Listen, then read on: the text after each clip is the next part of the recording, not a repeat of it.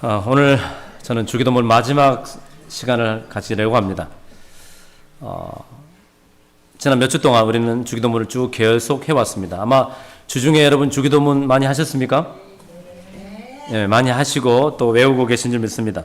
주기도문은 참으로 아름다운 기도문입니다. 또 아름답게 시작합니다. 하늘에 계신 우리 아버지여 라고 시작하죠. 우리 아버지로부터 시작하고 이름, 나라, 뜻, 양식, 용서, 시험. 지난주에 시험에 들게 하지 마옵소서. 그러니까 주님의 가르치는 기도는요, 처음에 하나님으로부터 시작해서 점점 더 아래로 우리의 속을, 우리의 깊이를, 우리의 마음을 파고 들어오고 있습니다. 그래서 마지막에 도달하게 되는데 오늘 악에서 구하옵소서, 그리고 대개 나라와 권세 영광의 아버지께 영원히 입사하오네 누가복음에 없기 때문에 오늘 그 부분은 같이 다뤄서 나누려고 합니다. 여러분, 예수님께서요 주기도문을 가르쳐 주시면서 왜 마지막에 이런 기도를 답지 않으셨을까요? 하나님, 오늘 사랑하는 성도들을 축복하여 주시옵소서. 하나님, 내 인생을 축복하소서. 민수기 6장의 기도처럼 주의 얼굴을 내게로 향하여 드사, 주의 능력을, 주의 강한 팔을 내게 드사 축복하여 주시옵소서 라고 이 축복문으로 마치지 아니하고, 왜? 우리 인생의 기도의 마지막이 마치 우리 인생이 늘 악과 싸워야 되는 것처럼 악에서 구하옵소서, 이 악이라고 말씀하셨을까요? 바로 그 이유는요, 저와 여러분들이 하나님의 말씀대로 살아가려고 하잖아요. 하나님의 말씀대로 내가 살아가려고 고민하고 결심하면요, 반드시 저와 여러분들이 해야 되는 전투가 있는데 그게 바로 악과의 전투입니다. 악의 본질을 오늘 함께 좀 살펴보려고 합니다.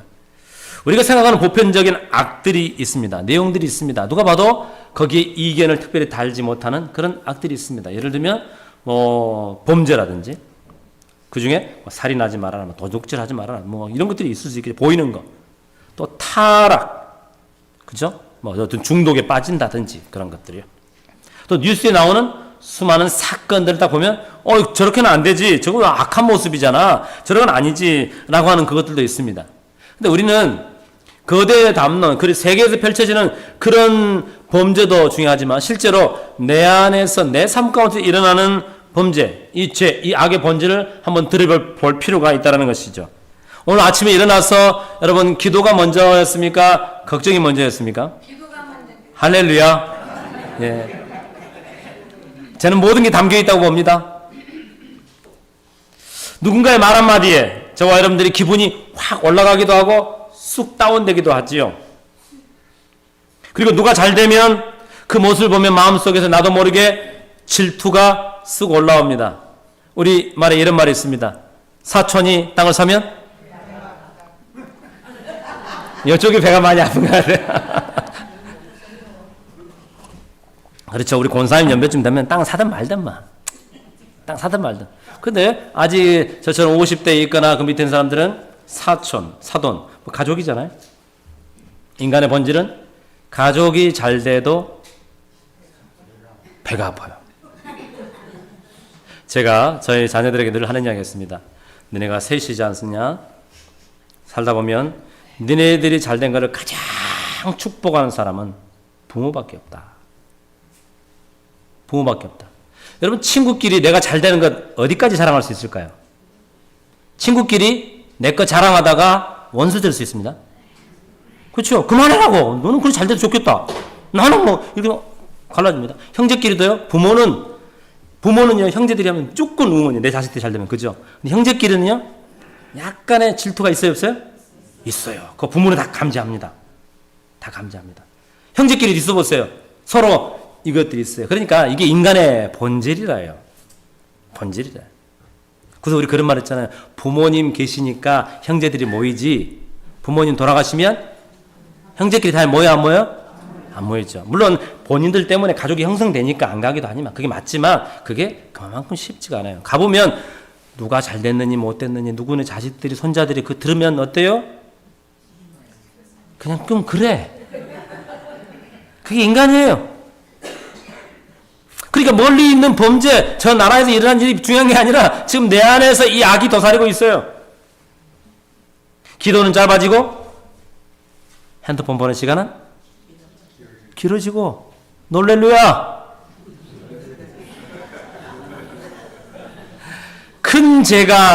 큰 죄가 아니어도 이런 게 큰 죄인가? 라고 하는 생각들이 점점 내 안에 찾아오고 내 생각에 머무는 순간 이미 저와 여러분의 마음은 어느 한쪽으로 이렇게 기울어진 것입니다.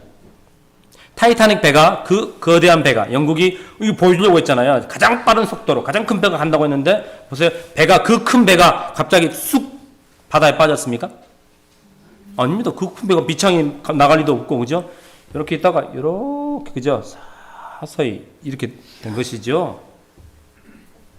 그러니까 하나님 중심이 아니라, 저와 여러분의 마음이 하나님 중심이 아니라, 말씀 중심이 아니라 불안, 비교, 인정, 욕망, 이런 것들이 등등등등이 우리의 마음을 서서히 차지해 간다면 주님이 말씀하시는 그 악에서 구원하사 악은 바로 거기서부터 시작이 된다는 것을 잊지 마시기 바랍니다. 하나님의 자리에 다른 것이 대신 앉는 바로 그 모습을 성경은 악이라고 시작합니다. 시편 1편 1절에 보게 되면 악인의 꾀를 따르지 아니하며, 악인의 꾀를 따르지 않는, 여기서 꾀라는 자체는 카운셀이라고 되어 있는데요. 그러니까 어떤 어드바이스, 어떤 꾀, 어떤 조언, 그런 단순히 조언이나 말의 차원에 머무는 것이 아닙니다. 또 그리고 꾀는 어떤 행동도 아닙니다. 이것은 삶을 해석하는 방식과 생각을 이야기하고 있어요. 당신만 손해보지 마. 여러분만 손해보지 마. 자기만 손해보지 마. 세상은 원래 그래. 기도해도 크게 달라지지 않아. 이번 한 번만은 괜찮아. 이번 한 번만은 괜찮아. 그런 이런 생각들이 서서히 우리의 생각과 삶을 차지하려고 다가오는데 이것은 갑자기 엄청난 갈등으로 다가오지 않습니다. 이번 한 번만은 괜찮아. 기도한다고 다 되는 건 아니야. 어떤 건 되고 어떤 건 안 돼. 그러면 요 말 속에 어떤 건 내가 기도하지 않은 순간이 합리화되는 속삭임입니다. 이 속삭임으로 다가와요. 그런데 처음엔 속삭임이니까 그런 것도 하는데 자꾸 들으면요. 어때요, 여러분? 자꾸 들으면 그게 나도 모르게 설득이 됩니다. 이 정도는 괜찮지만. 괜찮아. 한번 따라서 볼까요? 괜찮아. 그 설득이 되어버려요. 그래서 시편은 이 모습을, 설득이 되는 모습을 동사의 변화로 이렇게 이야기했어요. 죄인에게는 악인의 꾀를 따르지 아니한다. 워크, 거는 거예요. 따르지 아니하면. 죄인에게는 서지, 스탠드, 선다. 보세요.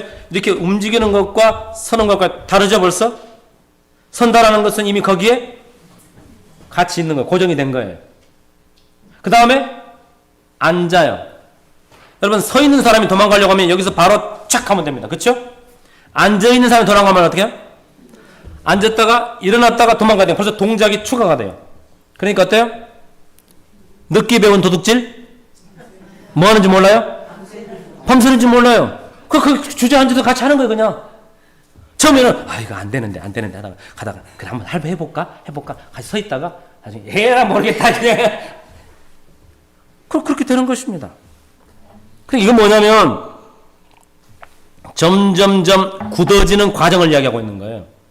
점점점 굳어지는 과정. 타이타닉 배가 점점 이렇게 반토막 나서 쪼개지는 바로 그 과정을 이야기한다는 것이죠. 우리가 지금 새벽마다 마태복음을 묵상하고 있습니다. 아마 여러분의 개인의 신앙에 따라 다를 수도 있겠고요. 생명의 말씀을 하신 분들은 아마 마태복음을 지금 하고 있습니다.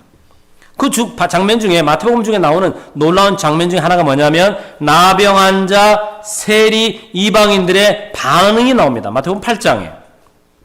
예수님께 반응을 한다는 거예요. 나병 환자들은 어때요? 예수님이 이야기를 하시니까, 예수님이 나오니까 예수님께 나아가야겠다고 하는 반응을 해요. 나병 환자의 가장 큰 문제가 뭡니까? 한센병이라고 하죠.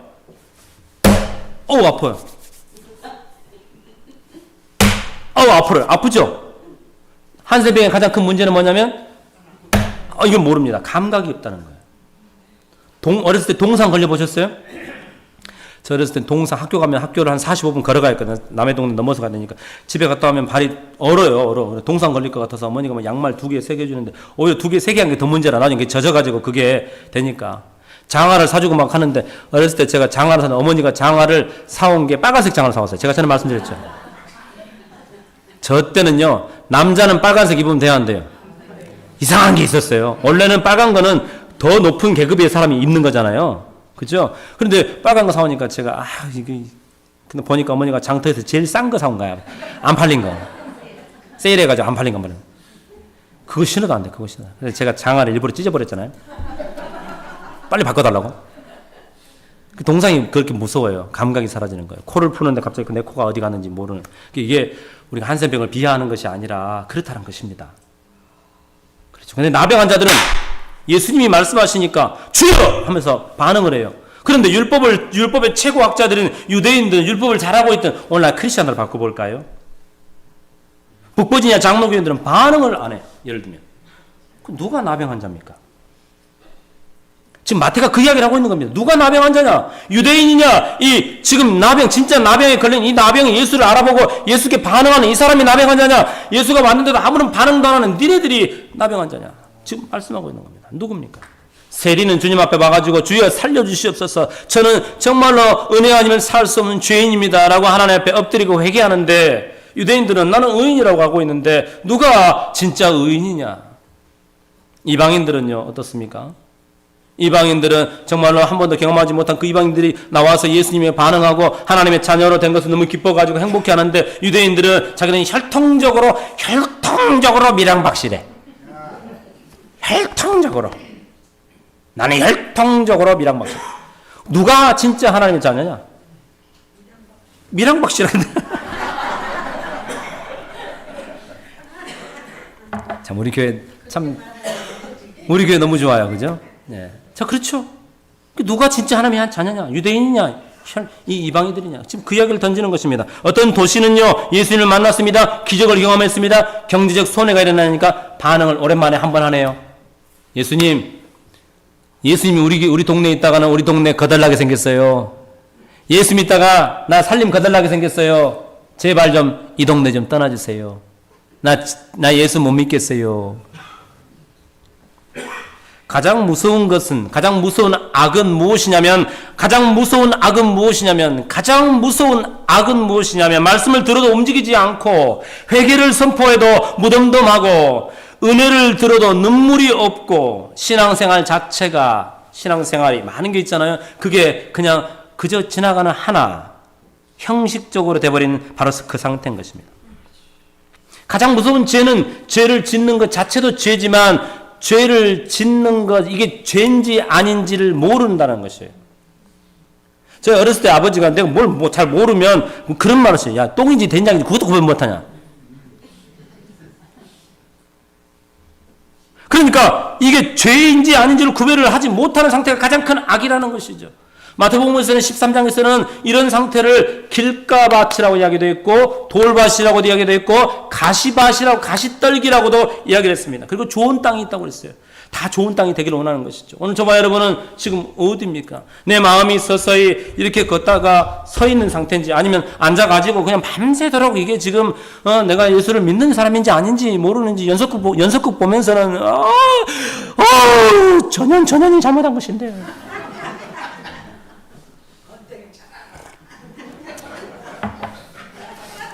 우리 어머니가 그러더라고. 자, 이방원이가 잘못했다고. 어떻게 아버지 그렇게. 자, 장희빈, 전현. 어떻게. 우리의 밭은 어떤 밭일까 돌아봐야 되는 것이죠. 러시아의 대문호 도스토옙스키가 쓴 작품들이 여러 개가 있습니다. 죄와 벌 통해서 죄는 법을 어길 때인가 아니면 양심을 배반할 때인가. 또 하나의 작품은 백치, 그러니까 인간이 우리가 선하게 사는데 왜 내가 선하게 사는 이 선이 세상에서는 오해가 일어나는가. 또 하나는 악령이라는 책을 썼는데 하나님 없는 이념이 어디까지 인간을 파괴시키는가, 이런 책들을 썼습니다.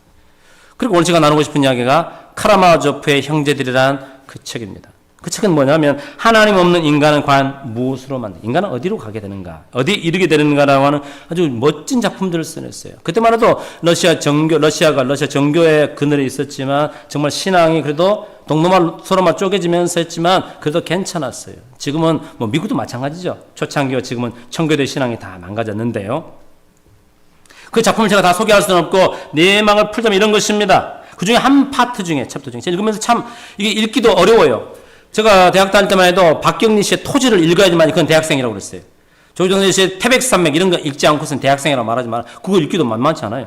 카라마조프의 이 1, 2, 3권인데 인문학 작품을 읽어내는 것도 쉽지 않아요. 여러분 마음 혹시라도 지금이라도 내가 죽기 전에 내가 카라마조프 형제들 한번 읽어봐야겠다라고 다짐하면 그거 대단한 다짐입니다. 왜냐하면 신학적 배경이 있어야 되고 기독교적 역사적 배경이 있어야 되고 뭐 있어야 되기 때문에 이게 읽는다고 해서 쉽게 들어오는 게 아니에요. 박경리 씨의 토지 10권을 이해하려면 당시 이 토지가 무엇인지를 알면 거기 등장인물들 속에서 토지 때문에 땅 때문에 그죠?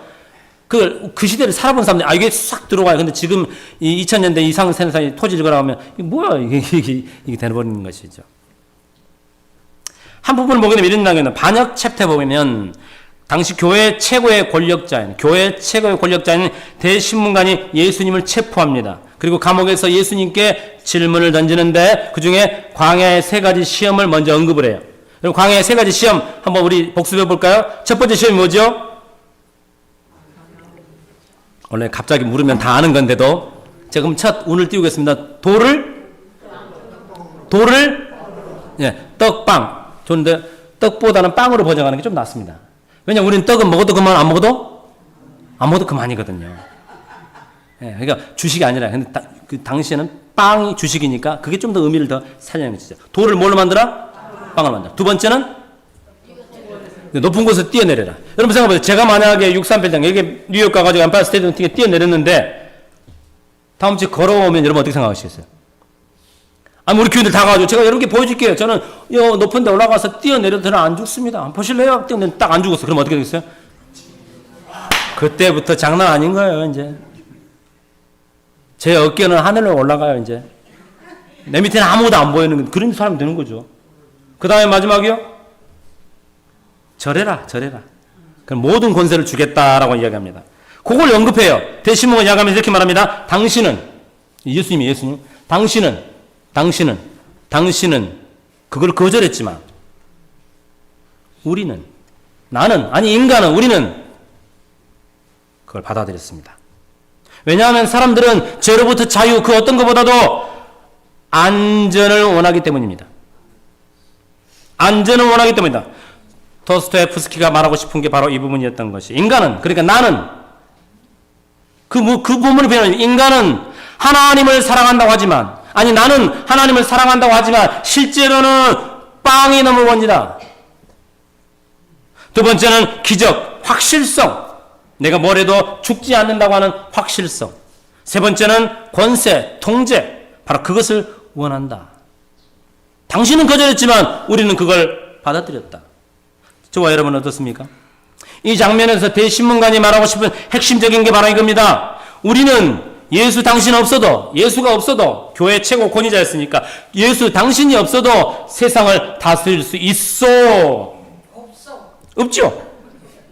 그럼 나는 이걸 우리들을 바꾸면 나는 예수님 당신이 없어도 내 삶을 살아갈 수 있습니다. 도스토옙스키가 지금 그거를 우리에게 반문하고 있는 겁니다. 그러니까 왜 나는 예수님 없어서 살 수 있냐면 따라서 볼까요? 나는 챗 GPT가 있으니까 뭐가 있어요?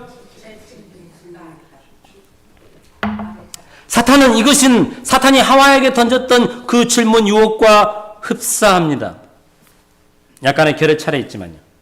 창세기 3장 5절에서 이렇게 말합니다. 너희가 그것을 먹는 날에는 너희 눈이 밝아져서 하나님과 같이 되어 하나님이 아닌 진짜 하나님이 아닌 인간이 하나님처럼 돼버리면 진짜 하나님이 필요가 없게 되는 것이죠. 그러니까 대신문관이 했던 이야기가 똑같지요. 예수 당신이 없어도 우리는 세상을 다스릴 수 있어. 이게 악의 본질이라는 것이죠.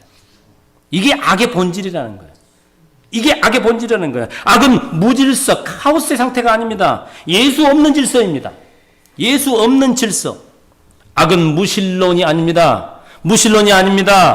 예수를 뺀 삶 자체인 것입니다. 그러니까 예수님이 없이도 저와 여러분들이 잘 살아가는 삶처럼 보이는 그 삶. 지난주에 스크루테이프 삼촌이 조카 워무드에게 야, 너 마귀짓 하는 법 가르쳐 줄게. 사람들에게 바쁘게 살게 예수 없이도 하나님 없이도 살 수 있다고 그냥 막 바쁘게 만들어버려. 그러면 이기는 거야. 뭐 하나님 논쟁할 필요 없어. 우리도 그런 생각하죠. 지난주 기도 안 했는데 잘 돌아가네? 찬양 안 하고 예배 안 하고 했는데 잘 돌아가네? 서서히 서서히 그렇죠. 이렇게 굳어가는 것입니다.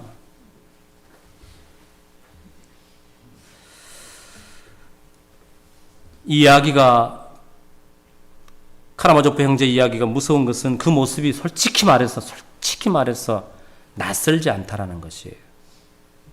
우리도 예수님을 직접적으로 부정하지는 않습니다. 그러나 어느 순간 기적, 권세, 내 손에 뭔가 잡혀야 마음이 놓이는 그런 순간들이 우리 가운데 놓인다는 것이에요.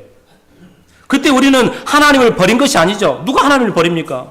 누가 예수를 버립니까? 그러지 않습니다. 우리 교인들만큼은 실제 예수를 버리지 않습니다. 그러나 잠시 자리를 바꿔가고 있는 것이죠. 왕자의 하나님 대신 빵을 안 치고 안전을 안 치고 내 판단을 안 칩니다. 거창한 반역도 아닙니다. 조용한 자리 이동이죠. 안 그렇다고요? 혹시 여러분 빵 때문에 예배 한 번쯤은 빼도 빵 때문에 성경 읽는 거 빼도 좀 센 이야기지만 주님 없이 살겠다는 결심 아닙니까? 왜? 기도 안 해도 별일 안 일어나니까. 그 주님이 이 기도를 가르치시는 거예요. 악에서 구하시옵소서라고 하는 기도가 무엇인지 저는 결론에서 다시 한번 말씀드리겠습니다. 그러니까 예수님이 광야에서 시험에서 이 악을 이기셨고 십자가에서 죄와 사망의 권세를 깨뜨리셨습니다. 그래서 우리에게 패배자로서 기도하라는 것이 아니라 이미 구원받은 하나님의 백성들은 그 악에서 구원하시옵소서 하는 기도를 드리라는 것이죠. 한 걸음 더 나아가 보면 우리 안에 악도 있지만 밖에 제가 서두에 말씀드렸던 이 세상 자체가 악의 구조로 지금 갈수록 돌아가고 있죠. 그죠? 어떤 사상 이념적인 거 말고요. 성공이 전부다라고 말하는 그런 세상에 살고 있잖아요. 우리가. 그죠? 성공이 전부다. 그 성공은 다양한 게 있을 겁니다. 그리고 뭐니 해도 하나님 다음으로 신의 반열에 올려놓은 게 만몬, 물질이니까 돈이 안전이라고 생각하는 구조. 비교를 부추기는 환경. 비교를 우리 계속 부추기죠. 그래서 옛날에는 옷으로 딱 비교를 해버렸잖아요. 옷 자체로. 빨강이냐 파랑이냐 녹색이냐 자체로 딱 구별돼 버리는 거죠. 바쁨을 미덕으로 포장하는 시대에 우리는 그 구조 가운데 살고 있습니다. 이 구조에. 근데 우리가 기도하지 않으면요. 말씀 보지 않으면요. 정말 자연스럽게 나도 모르게 그 방향으로 마음이 기울어진다라는 사실입니다. 기울어진다라는 사실입니다. 그러니까 제가 아까 말씀드렸던 것처럼 타이타닉 배가 갑자기 밑창에 나가가지고 완전히 쫙 내려가는 게 아니라 서서히 물이 밑으로 차오면서 어때요? 그 배는 침몰에 갔다는 것이죠. 침몰하는 크리스찬들은 다 이런 것이었습니다. 여러분 삼손 아시죠? 알면 아신다고 하면 대답 좀 해주세요. 삼손은 손이 몇 개일까요? 삼손은 손이 3개가 아닙니다. 예, 삼손은요, 가지고 있는 힘이 대단했습니다. 사자를 찢어버렸습니다. 근데 그 힘이 삼손은 자기에게서 나온다고 생각했습니다. 우리 모두도 공부 좀 해본 분들, 또 어떤 힘이 있는 분들, 어떤 건강한 분들, 여러 면에서 각자가 이 힘이 나에게서 나온다고 하는 착각에 빠질 때가 있습니다. 삼손은 그 모든 것을 잃고 나서야 이 힘이 나에게서 나오는 것이 아닌 걸 알았습니다. 그럼 지금까지 살아보시니까 어떠세요? 모든 것이 내 능력, 내 힘 덕분입니까? 모든 것이 내 힘, 내 능력 덕분입니까? 눈이 멀고 나서야, 눈이 빠졌잖아요. 눈이 멀고 나서야 자신이 잃어버렸던 이 힘이 어디서 온다라는 걸 그때서야 깨닫습니다. 무너지고 나서야 하나님 찾아요. 소 잃고 저는 이런 신앙이 저는 우리 교회가 넣었길 바랍니다. 들릴라가 끊임없이 삼손에게 와서 했습니다. 어떻게 한지 아세요, 여러분? 한번 따라서 보겠습니다. 그대로 해보세요. 오빠. 그래서 오빠. 왜? 예, 여성분들에게 누나, 언니 딱 한 번만 괜찮아. 언니 괜찮아. 여러분들 끊임없이 속삭이죠? 괜찮아. 네 힘으로 할 수 있잖아. 너 지혜 있잖아. 똑똑하잖아. 안 돼? 챗GPT 있잖아. 물어봐. 계속 그렇게 이야기합니다. 하나님께서 오늘 예수님께서 기도하라고 하는 이유는 하나님 눈에 보이는 죄에서만이 아니라 하나님 없이도 살아보겠다고 하는, 하나님 없이도 살 수 있다고 믿는 이 악한 생각에서, 악에서 벗어나게 하여 주시옵소서. 그 기도를 지금 드리라는 것입니다. 그러니까 주기도문은요, 하늘로부터 시작해서, 하나님으로부터 시작해서 그 왕권에 도전하는 그 악의 세력이 누구냐? 바로 나예요. 나. 그 왕권, 나를 죽여주시옵소서라고 하는 이 기도가 두 개가 같이 물려있는 거예요. 십계명이 나 외에 다른 신을 섬기지 말라라고 했을 때 탐심은 우상숭배라는데 십계명이 10번째 계명이 탐심이에요. 그러니까 그 탐심이 내가 하고 있잖아요. 결국 우상숭배는 신이 많은 게 아니라 욕심쟁이가 우상숭배라 이 말인 것입니다. 주기도문에서 하나님 예수님이 이런 말씀하니 그것은 너 하와가 올라왔다. 아담은 그 왕자리에 올라오지 말아라 라고 이야기합니다. 그러니까 이 고백, 대개 나라와 권세와 영광이 아버지께 영원히 있사옵나이다. 이 고백은 왕의 자리를 다시 내어드리는 것입니다. 다른 어떤 것도 나의 왕이 아니라 오로지 하나님 예수님만이 나의 왕이십니다 라고 하는 그 고백을 드리는 것이죠. 내 인생을 내가 나를 구원할 수 없습니다. 주님이, 예수님이 나의 주인이십니다. 왕이 되십니다. 이 기도를 드리는 줄 믿습니다. 그러니까요, 계시록 4장에 보면 이제 천국이잖아요. 천국에서 일어나는 일을 보여주는데요, 예배 드리는 장면을 보여줍니다.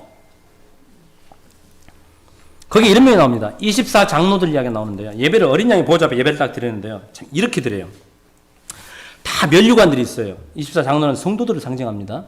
그 면류관은 누구에게 주지요? 면류관은 수고한 사람, 인내한 사람, 핍박받은 사람, 충성한 사람, 승리한 사람, 그 사람들이 다 주잖아요. 그죠? 면류관을 주는데 이 땅에 누린 거잖아요. 받은 거잖아요. 그런데 하나님 앞에 예배를 딱 드리는데요, 그거를 다 읽어드립니다. 엎드려 세세토록 살아계시는 이에게 경배하고 자기의 면류관을 보좌 앞에 드리며, 이런 거 필요 없다는 거죠. 드리며 이야기합니다. 영광과 권세와 권능을 받으시기에 합당하십니다. 나라와 권세와 영광이 아버지께 영원히 쌓는. 오늘 이 예배, 오늘 저와 이 예배는 뭐하러 온 거냐면, 내가 받은 그 영광, 이 영광을 주님 앞에 내려놓고 주님 영광 받으시옵소서라고 하는 그 실존적 고백이 오늘 이 자리에 있는 줄 믿습니다. 도스토옙스키가 작품을 통해서 우리에게 묻는 질문은 그것입니다. 과연 빵이냐 예수냐? 사랑하는 여러분, 이 면류관을 내려놓는 이 예배, 그러니까 하나님 없이도 살 수 있다라고 하는 그 착각, 그 악으로부터 나를 죽이고 그걸 버리고 나의 모든 성공의 증거를 다시 어린 양께 올려드린 예배가 오늘 이 자리인 줄 믿습니다. 그래서 주기도문은요, 말씀 마치겠습니다. 왕권을 다시 돌려주는 기도인 것입니다. 주여, 내가 내 삶의 왕이 되지 않게 하여 주시옵소서. 십자가에서 이미 이기신 그 왕을 내가 모시면 그분이 우리를 승리로 이끌어 줄 줄 믿습니다. 우리 함께 찬양하면서